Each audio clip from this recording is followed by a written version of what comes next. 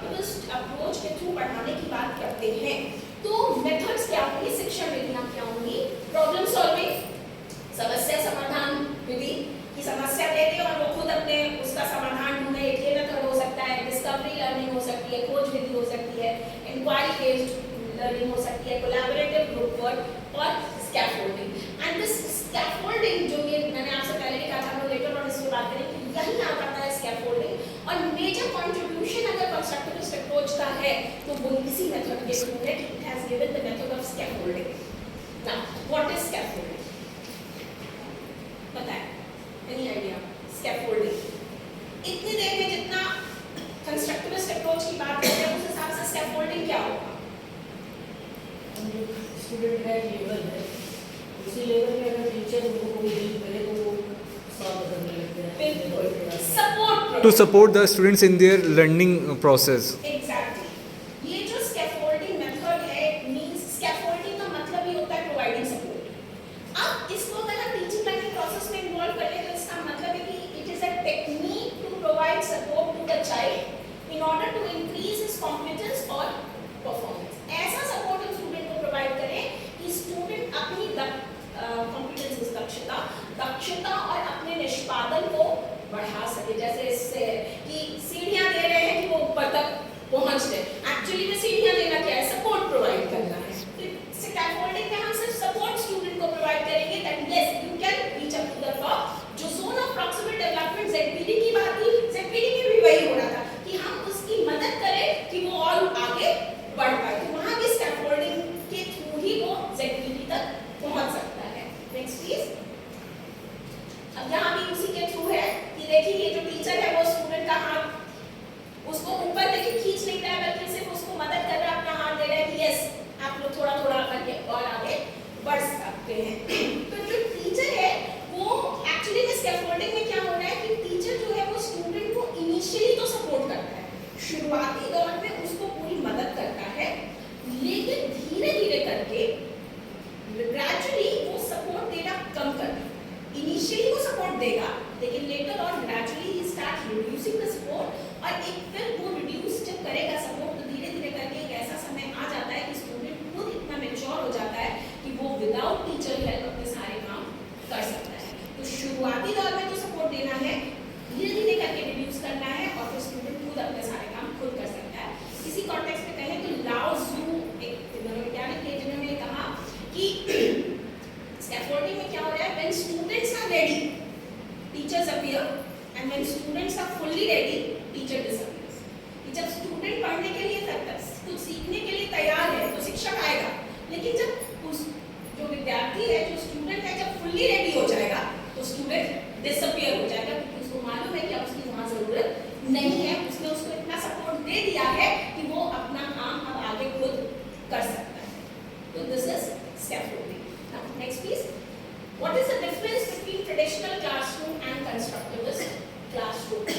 तो बहुत इजी है, अभी तक जितनी बात करी उससे ही निकल के आ रहा है। पहला है ट्रेडिशनल क्लासरूम की बात करें तो पार्ट से शुरू होता है और होल की तरफ बढ़ता है, वहाँ उल्टा हो रहा है, होल से पार्ट्स जाते हैं। ट्रेडिशनल क्लासरूम में ये माना जाता है कि knowledge is inert, constant, static, but constructivist classroom assumes that knowledge is dynamic, changes with experiences। experience के साथ हमारी knowledge बदलती रहती है, लेकिन ट्रेडिशनल क्लासरूम में क्या है, knowledge एक ही है। Third thing is that students' questions and interests are not important in traditional classroom। अगर हम परंपरागत कक्षा की बात करें तो उस परंपरागत कक्षा में विद्यार्थी के प्रश्न, विद्यार्थी की रुचियों पर emphasize नहीं किया जाता। But in constructivist classroom, student questions and interests are very important because the students have to develop their own understanding. तो उनके question, उनके interest is very important. Then the fourth is that in traditional classroom, rote learning is emphasized. Ratle विद्या पर ज़्यादा बल दिया जाता है, but constructivist classroom में rote learning emphasize नहीं होती, बल्कि understanding and thinking is emphasized.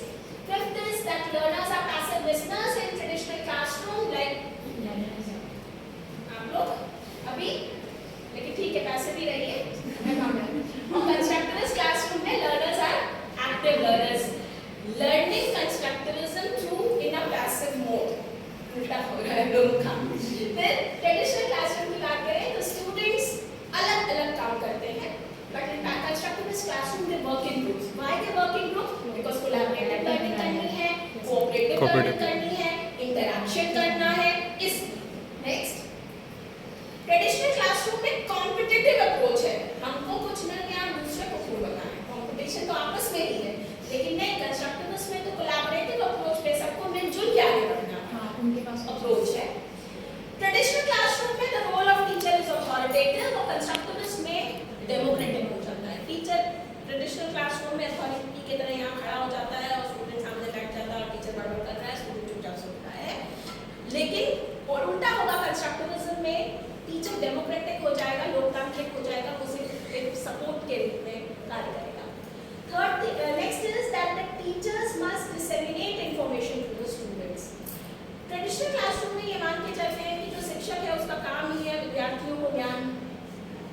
चला लेकिन कंस्ट्रक्टिविस्ट में जो टीचर है they used to have dialogue with the student. Dialogue means again interaction करेगा और तब स्टूडेंट को नॉलेज देगा. Next, in traditional classroom teacher is the provider of knowledge and in constructivist classroom it is the student who construct knowledge but with the help of the teacher. अकेले देखिए student भी अकेले कुछ नहीं कर पाएगा. टीचर है लेकिन वो सेकेंडरी रोल में आ गया है. Next, in traditional classroom the assessment is based on tests where students are required to produce correct answer. यहाँ ट्रेडिशनल क्लासरूम में जो असेसमेंट वो टेस्ट के आधार पर होगा और टेस्ट में एक्सपेक्ट ही होगा कि स्टूडेंट सही आंसर दे. लेकिन कंस्ट्रक्टिविस्ट क्लासरूम में assessment is based on test no doubt, लेकिन ऑब्जर्वेशन भी इंक्लूडेड है. यहाँ पर हमेशा स्टूडेंट करेक्ट आंसर देने जरूरी नहीं है, बिकॉज यहाँ पर व्हाट इज क्या सीखा ये जरूरी नहीं है, कैसे सीखा, how is more important. Now next is that traditional classroom में the product of learning is more important. जो परिणाम आ रहा है वो इम्पोर्टेंट था, लेकिन कंस्ट्रक्टिविस्ट क्लासरूम में प्रोसेस ऑफ लर्निंग और प्रोडक्ट दोनों, क्या सीखा, कैसे सीखा, प्रोसेस कैसे सीखा Yes. वो भी इम्पोर्टेंट है. What they learn and how they learn both are important. Next, अब इतने से अच्छी बातें तो बहुत सारी हैं, एडवांटेजेस भी बहुत है कि एक्टिव रोल है लर्नर का, थिंकिंग अंडरस्टैंडिंग पर ज़्यादा एम्फसाइज करता है, कोलैबोरेशन पे, exchange of ideas, student reflection, active engaging environment for the child. हमेशा स्टूडेंट इन्वॉल्व रहेगा कहीं ना कहीं इसके साथ. स्टूडेंट सेंटर्ड है. कंस्ट्रक्टिविज्म के थ्रू जो भी विद्यार्थी सीखेगा वो परमानेंसी रहेगी, उसमें परमानेंट ज़्यादा रहेगा. और एक और चीज़ है कि इसके थ्रू एक एडवांटेज इसका ये है कि क्रिटिकल थिंकिंग, एनालिसिस, सिंथेसिस, ये सारी कैरेक्टरिस्टिक्स स्टूडेंट के अंदर डेवलप हो जाती हैं और स्टूडेंट जो है वो क्वेश्चन करने की आदत उसके अंदर विकसित होगी, एक्सप्लोरेशन, डिस्कवरी की आदत विकसित होगी. बट नेक्स्ट प्लीज, हर सिक्के के दो पहलू हैं, तो एडवांटेजेस तो बहुत हैं, अच्छा है constructivism, but there are few disadvantages, कुछ कमियां हैं. पहली कमी है मैम छोटी क्लास में यूज़ नहीं कर पाएंगे मुझे लगता है. एग्जैक्टली. पहला इसमें ये है कि टाइम कंस्ट्रेंट है. इस अप्रोच के थ्रू अगर हम पढ़ाते हैं तो हमें समय बहुत ज़्यादा लगता है. अभी ऑलमोस्ट 1 घंटे में हम लोगों ने इस कंस्ट्रक्टिविज्म को बता दिया, लेकिन यही कंस्ट्रक्टिविज्म अगर हम कंस्ट्रक्टिविस्ट अप्रोच से आपको पढ़ाने की कोशिश करते तो 1 घंटा क्या पूरा दिन शायद बीत जाता और हम इसको कवर नहीं कर पाते. तो एक तो टाइम कंस्ट्रेंट है, बेसिक डिसएडवांटेज, कि अगर हम इस अप्रोच के थ्रू लर्निंग कराना चाह रहे हैं तो यूजुअल टाइम से ज़्यादा लगेगा. अब आज के समय में जो करिकुलम, जो सिलेबस है हमारे स्कूल इस लेवल पे, हायर लेवल पे, वो इतना ब्रॉड, इतना विस्तृत है कि अगर हम कंस्ट्रक्टिविस्ट अप्रोच, जो बहुत अच्छा अप्रोच हमें लग रहा है, अगर हम इसके थ्रू पढ़ाएंगे तो कोर्स पूरा तो नहीं हो पाएगा. तो एक प्रैक्टिकलिटी, व्यवहारिक रूप से इस अगर उपागम का हम प्रयोग हमेशा करें तो संभव नहीं है. तो एक तो बेसिक डिसएडवांटेज इसका ये है टाइम.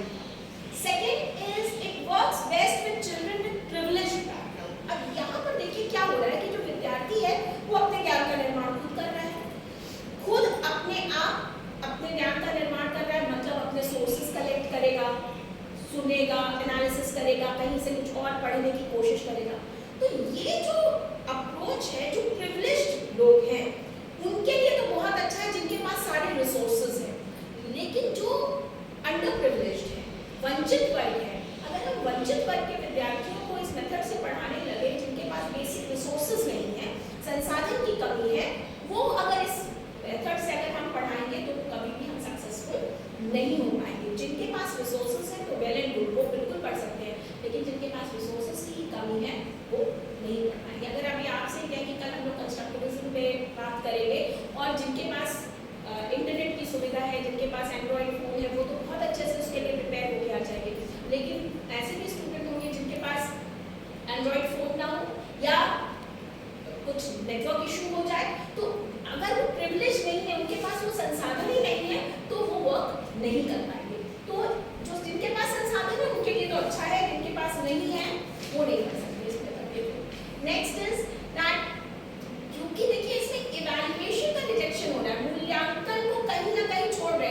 ट्रेडिशनल क्लासरूम में क्या है कि आपको एग्जाम देना है, करेक्ट आंसर देना है, नंबर मिलेगा, पास होना है, वहाँ वो वाली बात है। लेकिन कंस्ट्रक्टिविस्ट क्लासरूम में इवैल्यूएशन को एक तरीके से नेग्लेक्ट किया जा रहा है कि क्या सीखा उस पर बल नहीं है, बल्कि कैसे सीखा पर बल है। तो क्योंकि इवैल्यूएशन का रिजेक्शन हो रहा है, तो इसमें क्या हो रहा है, अकाउंटेबिलिटी स्टूडेंट की कम हो जा रही है। कोलैबोरेटिव लर्निंग की बात हो रही है, सब मिलकर सीखेंगे, तो कुछ स्टूडेंट तो अपने आप को सक्रिय रूप में प्रेजेंट करेंगे, अकाउंटेबल मानेंगे, और कुछ नहीं मानेंगे। अकाउंटेबिलिटी की भी कमी आ जाती है, तो ये भी इसका एक डिसएडवांटेज है। तो इसके साथ we have come to the end of this. तो एक नटशेल में अगर कहें तो ये कह सकते हैं कि जो कंस्ट्रक्टिविज्म है, ये it is a theory of knowledge, एक ज्ञान का सिद्धांत है जो ये कहता है कि ज्ञान का हम निर्माण करते हैं। किसी भी चीज को हम देखकर नहीं सीखते हैं, ऑब्जर्वेशन के थ्रू नहीं सीखते हैं, कोई स्टिमुलस रिस्पॉन्स बॉन्ड नहीं होता, कोई कंडीशनिंग नहीं होती, कुछ नहीं, बल्कि हम अपने ज्ञान का निर्माण खुद करते हैं और अपने हिसाब से अपने आप हम अपने ज्ञान का निर्माण